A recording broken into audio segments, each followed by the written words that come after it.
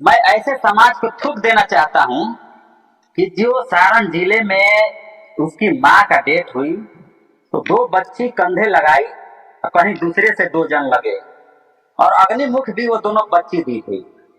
ऐसे समाज को तो चुल्लू भर में मर जाना चाहिए। लोग कहते हैं कि किसी को कंधा लगाने से पुण्य मिलती है, लेकिन मेरे भाई वो पुण्य कहाँ गया आपका?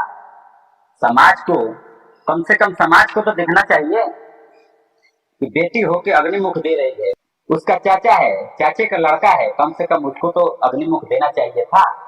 लोग कहते हैं कि हिंदू धर्म में बेटी अग्निमुख नहीं देती है, लेकिन उनका मजबूरियां थी कि अग्निमुख उसका बेटी को देना पड़ा। वो बहुत गरीब घर से बिलोंग करती है, वो जात का चमार थी, इसीलिए उसको कोई अदर कास्ट वाले सपोर्ट नहीं किए।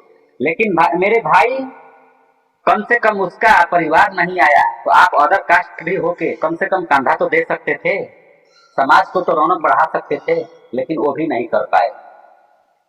समाज को कम से कम देखना चाहिए।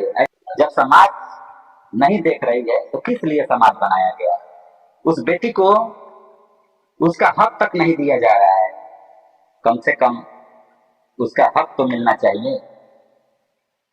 आपको क्या कहना है कमेंट में जरूर बताइए।